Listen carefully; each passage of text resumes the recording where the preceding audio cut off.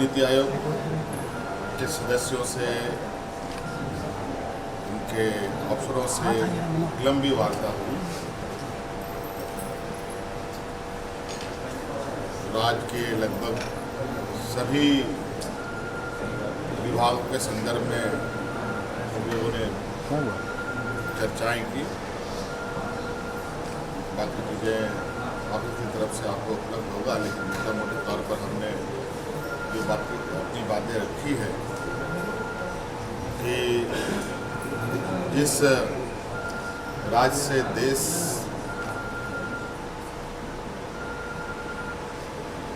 चलता है, जिस राज्य से भारत सरकार को सबसे अधिक आमदनी होती है, वहाँ के लोगों की स्थिति बहुत अच्छी नहीं है। इसके लिए कहीं ना कहीं संसाधनों की आवश्यकता है और संसाधन जुटाने को लेकर के सारी शक्तियाँ लगभग केंद्र सरकार के पास है। हमने जो अधिकार है वो कैसे मिलेगा नहीं मिलेगा अब तो केंद्र सरकार ही तय करता है, लेकिन फिर भी हम अपने हक की बात जरूर उनके समक्ष रखें। और जो कुछ केंद्र सरकार देती है उनमें भी राज्य सरकारों को विश्वास में ना लेकर के कार्य होता है तो इसका क्या बुरा परिणाम होता है। जैसे कोयला कंपनी के द्वारा हमारा लाखों करोड़ों रुपए का बकाया वो हमें नहीं मिलता है। केंद्र सरकार, देश के प्रधानमंत्री जी बोलते हैं सभी को हम आवाज़ देंगे, लेकिन अभी भी हमारे 8.5 लाख लोगों का जिनका सर्वे करके रिपोर्ट दिया हुआ है वो भी आवंटन नहीं हो रहा। उसके हिस्से का जो हमें वित्त सहायता चाहिए वो नहीं प्राप्त हो रहा है, जिससे हम राज्य के गरीबों का आवास आवंटन नहीं कर पा रहे, आवास उपलब्ध नहीं करा पा रहे। इसके अलावा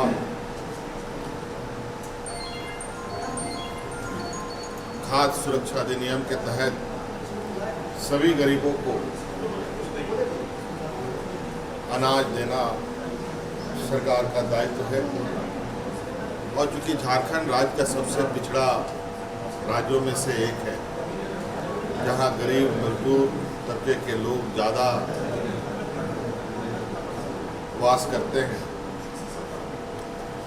राज्य सरकार ने अतिरिक्त 20 लाख राशन कार्ड, हरा राशन कार्ड बनाकर जो बचे हुए गरीब हैं उनको अनाज देने का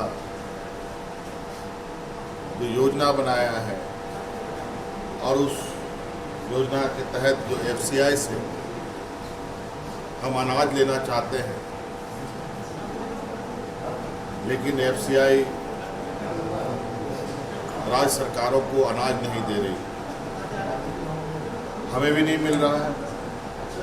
अब नतीजा हो रहा है कि हमको खुले बाजार में महंगे दारों पर अनाज खरीदकर गरीबों को देना पड़ रहा है। हमारे साथ भी ये घटना घटी है और हमें जानकारी मिली है कई और राज्यों में भी FCI अनाज नहीं दे रही। ये काफ़ी चिंता का विषय है। उसके साथ साथ जिस तरीके से केंद्र सरकार जिलों में अस्पताल खोलने का निर्णय लेती है और अस्पताल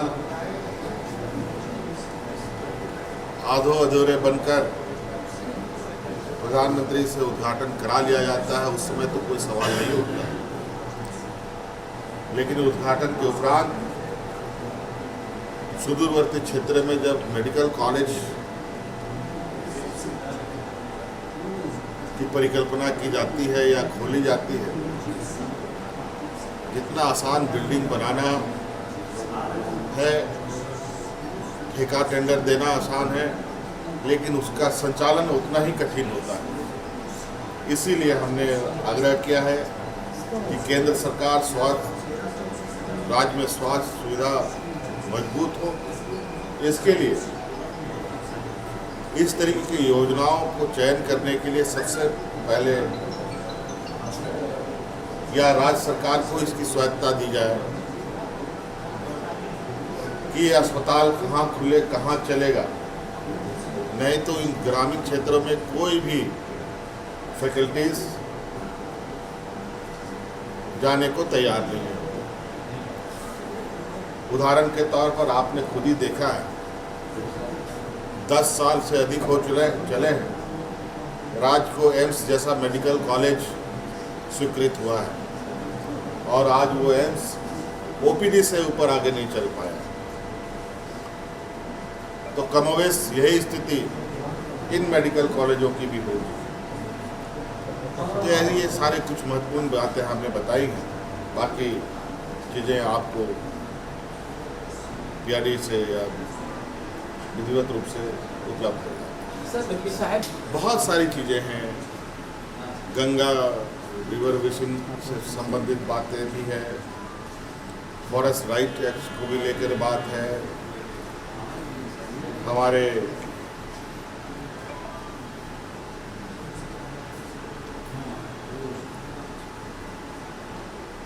जो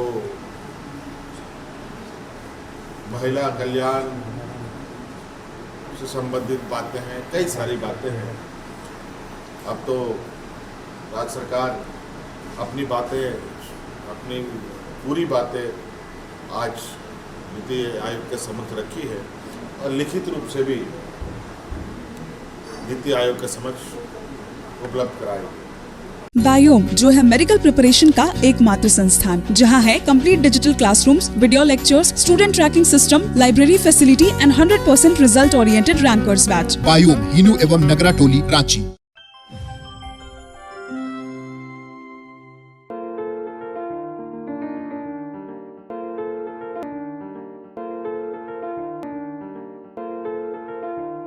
thefollowup.in.